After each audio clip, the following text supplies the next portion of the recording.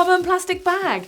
Who would have thought it? But actually, this could be a triathlete's best friend. You can use it in packing, helping to keep your wet kit away from your dry kit, but it has another use. Now, you might find on race day when you're a bit hot and flustered and you're trying to squeeze your feet and ankles into your wetsuit, well, the plastic bag can be a saviour.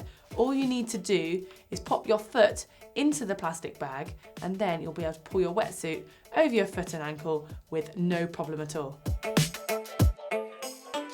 Now, elastic bands are great for keeping your cameraman alert. But on a serious note, they are very useful for triathlon, especially if you're confident enough to be doing a flying mat like these people, then an elastic band is essential, as you need to tie it from your shoe onto your bike, making sure your shoes are in the right position so that when you come onto the bike, they are ready for you to slide your feet straight in and head out of T1, wasting no time. And as soon as you start pedaling, the elastic band will just break and come straight off. If you're racing outdoors, it's a good idea to take a couple of options of different goggle lens colours. That's because if you're racing early in the morning, for example, and it's really cloudy and overcast, then you'll want to have a clear or brighter goggle lens colour. Or if the conditions are really bright or the sun's just coming up and it's going to be in your eyes, then you'll want tinted or mirrored goggles like these. And another thing to bear in mind, if you do have a spare pair with you at the race start or as close to there as possible, because there's nothing worse than your goggles breaking last minute and trying to swim without any goggles. If you're doing a longer distance race and you need lots of gels, you might struggle to find enough room in your bento box, and maybe your tri-suit doesn't have pockets at the back. So there is a solution. You can use a water bottle and you can just empty your gel packets into your bottle, and then depending on the consistency of the gel, you might need to add some water, just enough so that it can make its way out through the top of your bottle. And another point on this, it's quite good to mark exactly how many gels you've got in there and a line as to where each gel would be. So you still know roughly how many gels you've had throughout the race. And if you don't want to do that and you want to actually have the gel directly from the packet, you can attach it onto your bike directly with a piece of tape, and that makes it easy to rip off and take the gel directly. A quick and easy tip is just to replace your original shoelaces with some stretchy elastic ones, meaning you can put your foot straight into your shoe and you don't have to waste time faffing trying to tie a bow. But I do recommend you practice this beforehand. You need to make sure you've got the right tightness across the shoe and you can get your foot in easily, but it's not too sloppy so it's going to fall off. If you get it right, it can save you a lot of time in transition.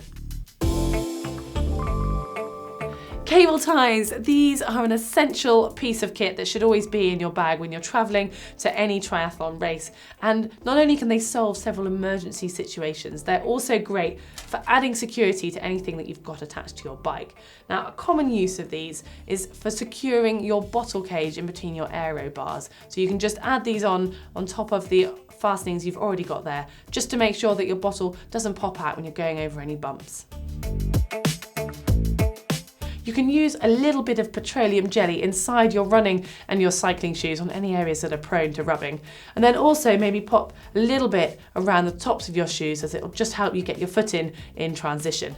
If you are doing a longer distance race and you're opting to wear socks, maybe put them in your shoes ready so that you know which is the left and which is the right sock.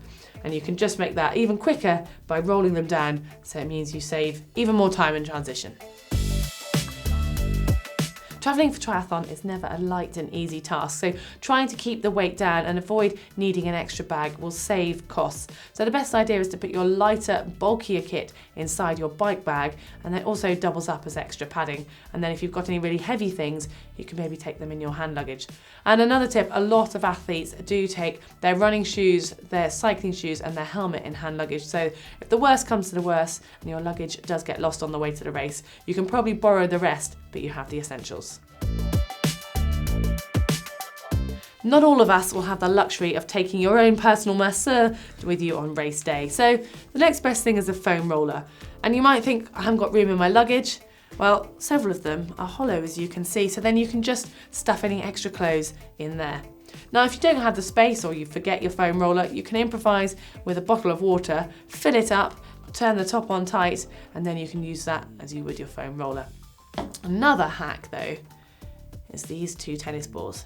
Now, a tennis ball can be used on its own as a massage tool. You can roll on it, put it against the wall. You could also use a golf ball or a hockey ball, depending on what works for you. But if you put these two tennis balls together and you use some tape, you can make a peanut or a monkey nut, and that's great for massaging areas such as your back as it fits down either side of your spine. Using a neoprene-friendly lubricant, such as baby oil, underneath your wetsuit around your ankles and wrist is great for preventing any areas from rubbing, but also it makes it that much easier to get your wetsuit off when you're trying to rush through transition. All of these are fairly easy and inexpensive items to invest in and can end up making a significant difference on race day. The key is to be prepared. So if you are going to try any of these tips for the first time, just make sure you practice them at home before you get to the race. And if you've got any ideas or hacks that you do and you want to share with us, we would love to know, so please leave them in the comments section below. And if you've enjoyed this, give it a thumbs up, like, and to subscribe to the channel, just click on the globe. And if you want to watch a video on 8 exercises that you can fit around your day, click down here. And if you want to watch a video from Ask the Pros on their pre-race breakfast, click down here.